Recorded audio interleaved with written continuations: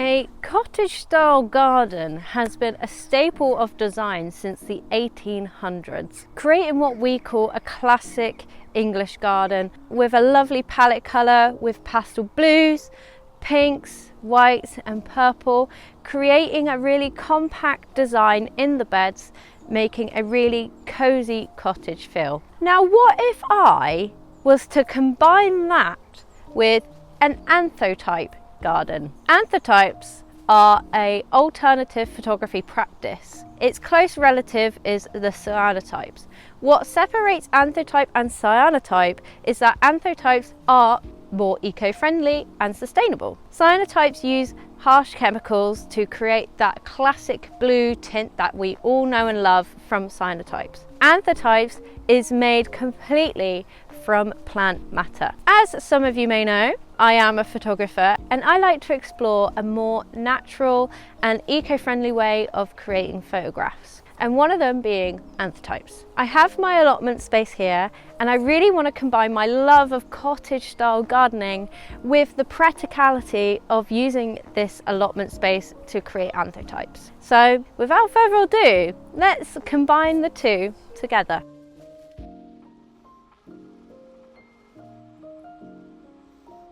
First, we're going to talk about what makes a very successful anthotype. What is really key to a successful anthotype print is a really pigmented flower, leaves, or any plant in that matter to mush up into a really lovely dye. I have started to test out a variety and range of different flowers to create different anthotypes and different colours. Building this anthotype garden with my cottage design, I can really experiment with a lot more range of flowers to see what colours they produce. I really love how anthotypes work as a process, and I'm really excited to create my allotment to help me develop more of these prints and experiment more right at all my fingertips.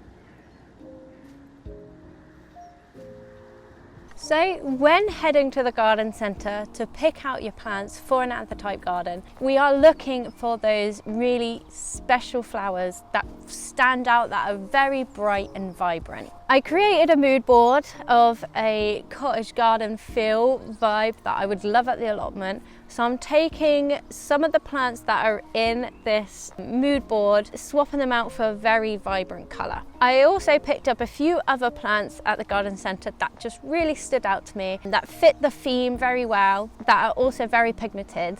And I was really super excited to test these for anthotypes and see what colours they produce. Of course, I picked up a couple of cottagey feel plants to add to my beds to make sure I am still achieving that goal with a Stypter grass. First of all, I'm a really big fan of grass and different types of grasses.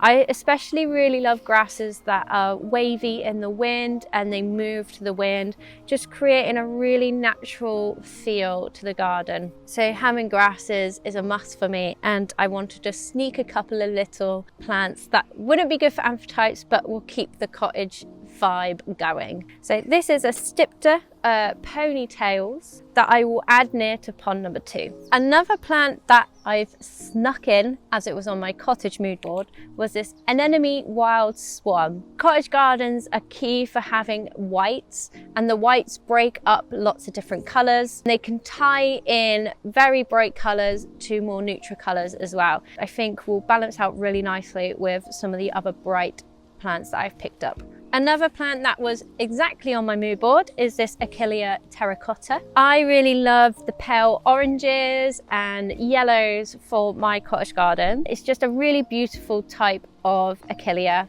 Something else that was on my mood board was this echinops. These echinops are bright blue and vibrant. I wanted to get this plant because pollinators really love echinops and the flowers that they produce. They're a lot taller, so this will be one for the back of the border. We'll get this in the bed and I'll show you how I will style this in my border. Now, this plant down here is a bit of a rogue one. This is a Sambucus nigra. This is a very rogue choice, but the stems and the leaves are really, really pigmented. I had great success making an anthotype from a heuchera leaf previously before, and I thought this could also do the same. I also just love elderflower. I love how it smells. This will have to go in a pot because there is an allotment rule where we can't plant big trees anymore. If you know elderflower, they will grow big and bushy if you let them. But I wanted to show this one off because I really like it. It is a rescue, so hopefully I could get it back to health. So I have got a rudbeckia.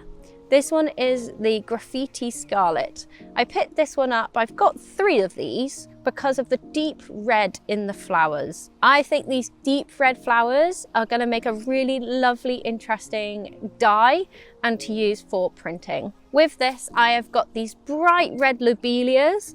These ones are a Starship Scarlet bronze leaf. I really love lobelia. I think they're a really great tall plant. And these bright red ones is going to make a really, really interesting color.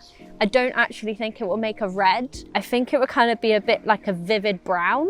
So interested to see when this flowers and what this one will make. This tall guy here, right next to me, that's been in the shot this whole time, is a salvia. This one is a amistad.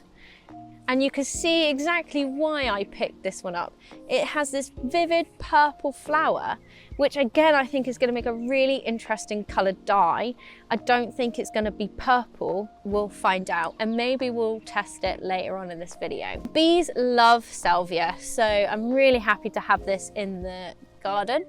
And this will stand out from all the neutral tones at the back and catch your eye, which I think is a really, really lovely plant. Keeping with purples, I picked up this Centuria Montanana Geordie. These guys are kind of medium to tallish, so in the border I'm probably going to put it somewhere central towards the back. Centurias is another really great pollinator friendly plant.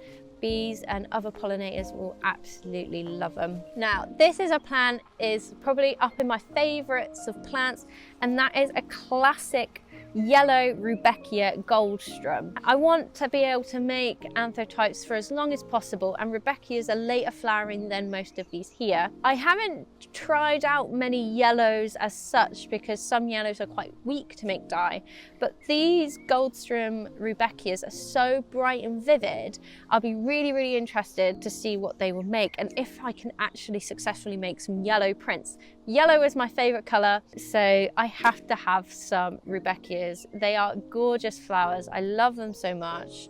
Pollinator friendly. I'm gonna have these in my bed and kind of bounce off some of the darker colors too. I have got kind of like a wild card. It is on my mood board for my cottage garden, and that is this Penstemon Electric Blue. So achieving my mood board and getting plants from my mood board, but also intrigued into seeing what color this blue will give. Along with the purple salvia, we will test this out later on in the video to see what color it will make. Pop your guesses down below in the comments before we get there into what colors you think this blue Penstemon is going to make and this purple salvia. So I couldn't leave the garden centre without buying a couple of roses. I've picked up this Ruby Celebration rose. You can obviously see why I've picked this up for an Anthotype garden. It has these really deep red petals, so I'm going to plant that in with the roses here. Another rose I picked up was a climbing rose, and this one is called Bright Future. Now this one is more orangey, but kind of like a deep orange. I'm going to plant this on the other side of my trellis. One side will have my clematis and the other side is going to have this rose.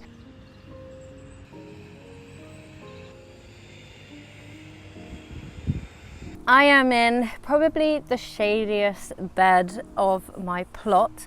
I do have some gorgeous white alliums growing here. I envisioned this bed to be quite a yellow bed. I'm only going to plant the red lobelia and the Rudbeckia here in more of the sunny spot.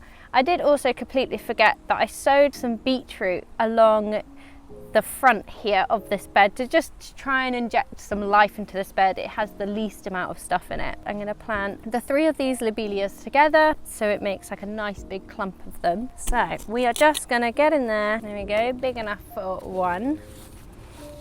Just going to plant that nice and snug. And that's the lobelia in. Behind me, I'm just going to plant the Rudbeckia.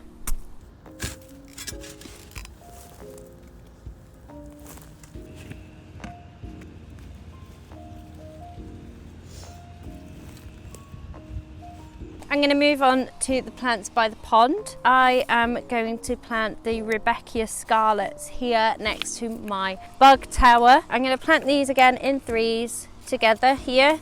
This forget-me-not had its time. It's probably seeded itself, which is really lovely. And we're going to just tuck it in behind there.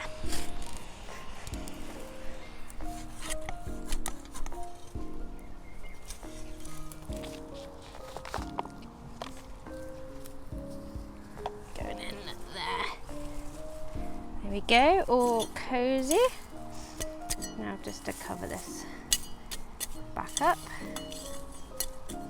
and tuck them in the bed. This will give some nice height around this pond. We are moving on to this side of the pond, and I've got my lovely Stiptograss and my Centura to go together here. I'm planting this Centura here, and I've chose to plant the salvia, the purple salvia, on the other side because it kind of creates this line where they match up together. You can see each purple from each view, and I think that's a really nice way to tie each of these beds together. That salvia over there may look a bit out of place, but when you look at it and you look over this way, you'll see there's another purple to match it on this side, and creates that balance between all of the beds.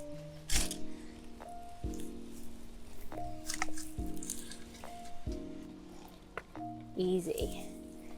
I'm gonna try and squish it right up against the pond and as close as I could get to it. Lovely. Cool. Let's keep going. This is where the blue penstemon is going to go, the electric blue one.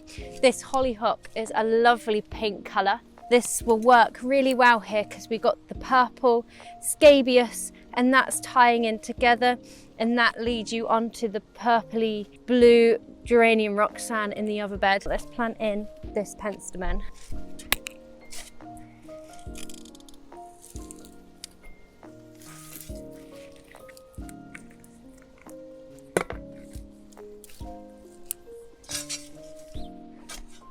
He's in, and we'll snip off his flowers later on in the video to create some Anthotype dye. I'm really excited to see what colour that will come out.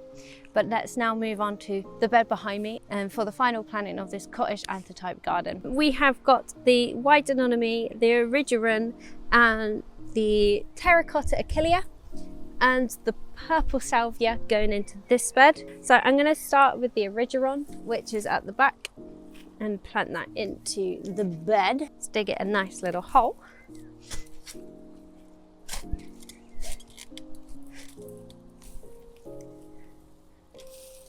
Because this one does grow rather large, it will take up a nice big space at the back of this bed. He's going to sit in nicely there with some electric blue flowers popping up, which are these lovely ball shapes. They always look very spiky, but they're not as spiky as you seem. Next to it is going to be the white anemone. So let's get him in. This guy's desperate for a water too. That will be something I will do after everything's planted in, is giving everything a good drink. It's very important when planting in new stuff. Right, let's stomp him in. Stomp. Stomp. So working all the way around this GM, the terracotta achillea is going to go here. Being able to place your plants in the pots first around the beds is a really good idea, just because then it's easier to move it around if you don't like it. Once it's in, it's kind of traumatizing for the plant to keep moving it around. I love achilleas and their really fluffy silvery foliage. Out you go. Get you in there, matey. One more to go. As I said earlier, I am putting this lovely vibrant purple salvia in this little sweet spot as it lines up with the purple over by the pond. Even though it is a bit of the odd one out in this bed and this colour scheme as a whole, but it feels right here. I feel like I could get away with it being here too. So without further ado, let's plant this guy in.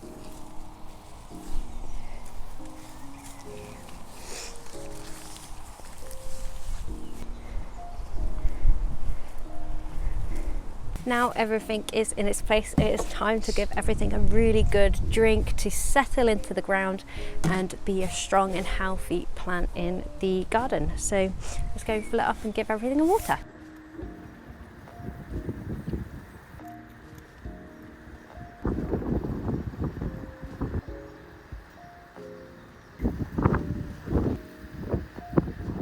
I'm in the greenhouse, which becomes my Anthotype studio, and I have picked the new flowers we have got to experiment with. So I've got the salvia, the penstemon and the rose.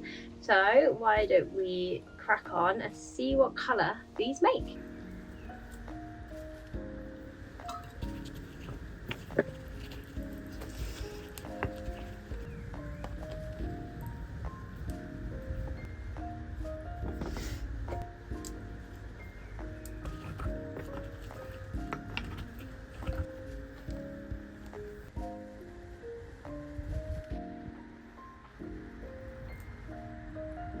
There we go, that is creating a cottage and Anthotype garden. Anthotypes are a brilliant alternative photography practice that is super easy to do. If you would like to see more testing of different flowers as the garden grows, let me know down below. I'd love to hear which colour of the 3 tests was your favourite. Don't forget to like and subscribe for more videos like this, and thank you very much for being here. Goodbye, me lovers. Bye.